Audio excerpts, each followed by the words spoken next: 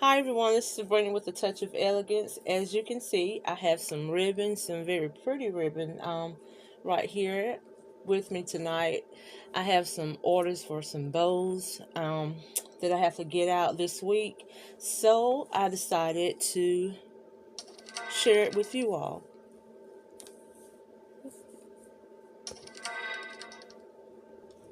Okay, I don't know what just happened, but anyway, I decided to make some bows with you all because we do have Mother's Day coming, and you don't want to wait to the last minute to start on your bows, to start making your bows. You want to just get that out of the way so you won't get frustrated when it's time for Mother's Day to put those beautiful bows on your baskets, so that they will bring value to your baskets. So what I'm going to do tonight, I need to make a long tail bow right now. So I have this printed ribbon, and it has a pattern on one side, and then the other side doesn't have a pattern. So being that we have a pattern on one side, we always fold it and pinch it in the middle just like this, and we're going to twist it because we don't want that pattern to fall on the wrong side. Now when we bring it to the front just like this, we don't twist it, but you make sure you twist it and bring it to the front. Pinch it in the middle by holding those two fingers. Twist it, bring it back in the middle, and let your ribbon flow.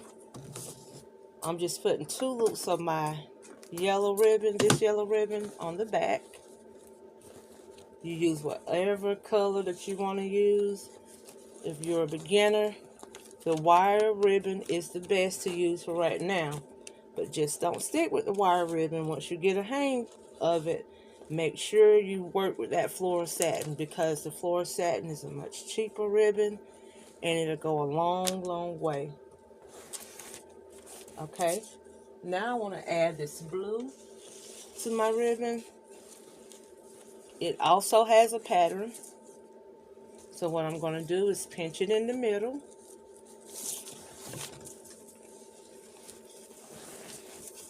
And make sure the right side is showing. You're going to make you a loop and pinch it in the middle. Try to make sure they're the same size. And there's no wrong or right way of how many loops you want to make. It just depends on how big you want your bow. You hold it in the middle. You make sure you pinch it in the middle. And you twist it. Twist. Pinch it in the middle. Twist. Bring it back and pinch it in the middle. You see how that's a little shorter? So we're just going to move some out so it can be almost the same size. And if it's too big, you pull it back in. Now you have 8 loops. We're going to cut that off.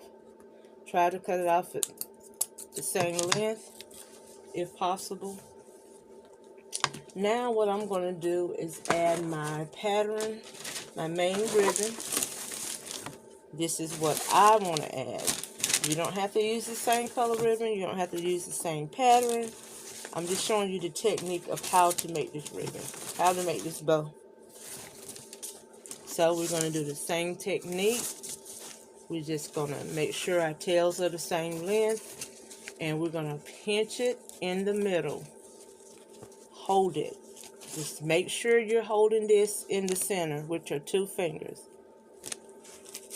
And then you're going to fold it back, making you a loop, and just put it between your fingers, pinch it in the middle. All you're doing with this hand is you're just holding it. You're just holding your ribbon with these 2 fingers. No special technique or anything. Just holding it. And honestly, all you're doing is folding back, and you're holding the ribbon again in the center.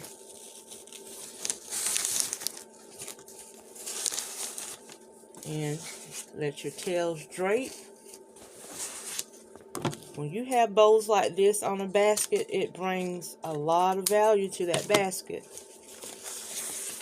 And it catches the eye of people, your shoppers. You're still holding it. That's all this hand is doing, is holding it. And whenever you're doing the method of folding it back, these fingers are moving. So people that do suffer from arthritis and carpal tunnel, it's kind of hard for them to make their bows going toward twisting it towards the back, because you are moving these fingers back here and you're lifting them up and you're moving them. But this method, you're only holding the ribbon with these two fingers, and these back here is just sitting there guiding it. It's just really just sitting there, actually being support. But these two fingers are holding your ribbon. These two fingers act just like with the bow dabber. You have two sticks in the middle that hold your ribbon, and all you do is slide it in the middle, slide your ribbon in the middle. Well, this is the bow maker, but this is what these two fingers are doing. It's just holding the ribbon, just like the bow maker, two pieces of wood. It's just holding it. It's not moving or anything. So we're going to add our smaller ribbon in the middle. I like to use my smaller ribbon last because it makes the ribbon flows better. And we're going to take this ribbon and we're going to do the same method. But I want to use 4 loops. It's just my preference with this bow. I want to use 4 loops to this ribbon. No special reason why I want to use it. I just want to have 4 loops. And for one, this bow is going on a wreath. And then we're going to cut it.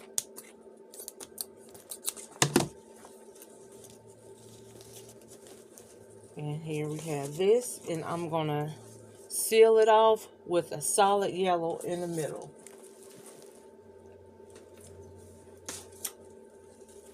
Do you have to have this many loops? No, it just depends on what you're looking for, how full you want it. And this last one that I'm using is not going to hang as low as the rest of them. I just want 1 loop of this lace in the center. And I have to cut this off whenever I'm getting ready to cut my ribbon. And I'm going to take my wire, my floral wire. I get this from the wholesaler here at in my town where I live in, but you can get floral wire anywhere. I like to use this because it's a thicker wire, and I also double it. If I get the wire from Walmart, sometimes I do. I always double that because it's kind of thin, and you don't want nothing coming loose, because if it comes loose, you have to start all over again. So I just feed it through, turn it around to my back. Let me show you how I do it in the back, and I just twist it as hard, as tight as possible, because you don't want anything coming loose. Now, if this was a ribbon, which I'm going to do it, if this was a bow that you're going to hang outside on a post or something, you make sure you put some glue on the back of this because of the weather. And I always just put a little dab of glue on my wire just to secure it. And then you come back and you fluff your bows. You can fluff them better once you put them on your basket, your wreath, or whatever you're going to put it on. You can fluff it a little better than this.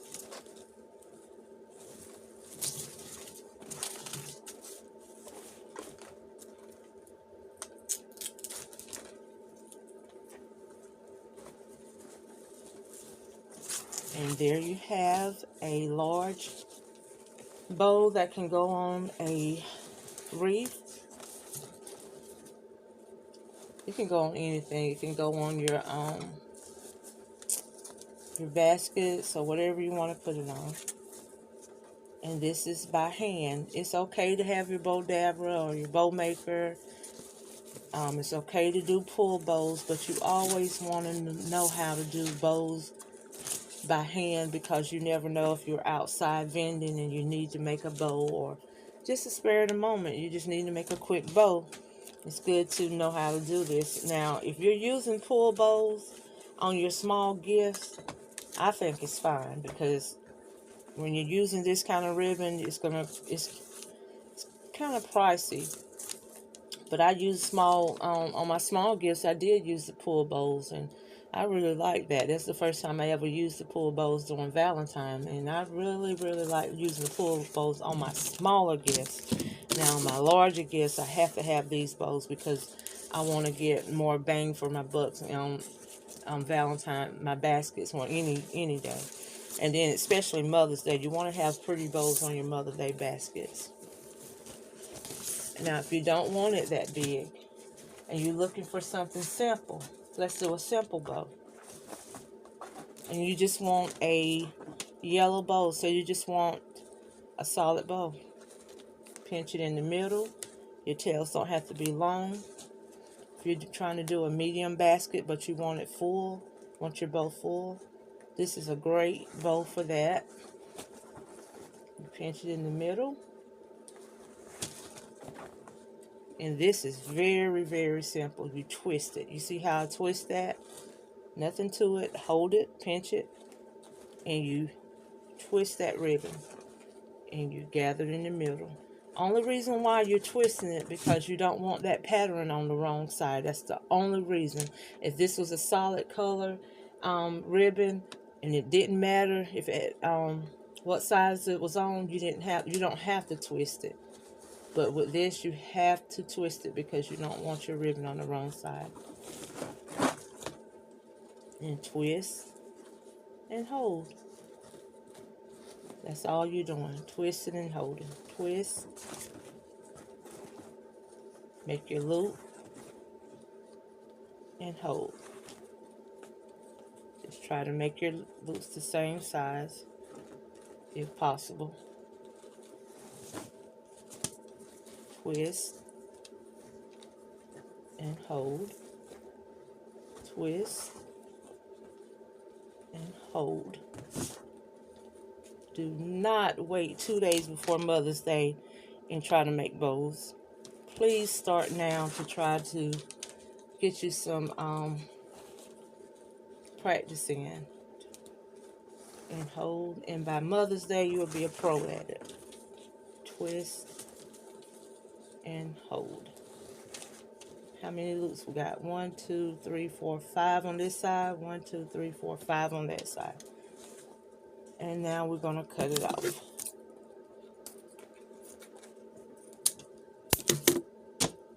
We'll take our wire ribbon, our floral wire, cut it off, double it, twist it in the back. I promise you, if you keep practicing, you'll get it.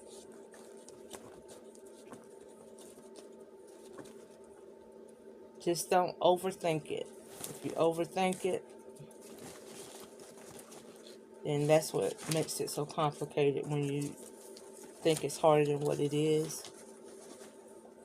See, some of my loops, I did not measure that right. And you can tell some of them are bigger than the other. But we're going to still make it work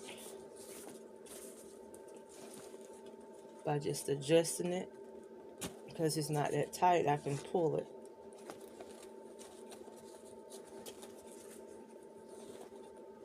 And here you have a bow ready for a basket.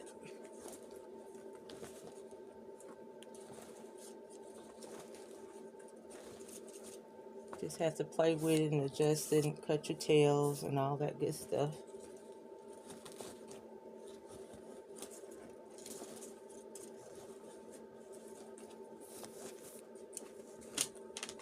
And I have another bow ready for Mother's Day. And this is one that I did earlier. The same colors I used for the longer tail, I did a shorter tail. Just like this.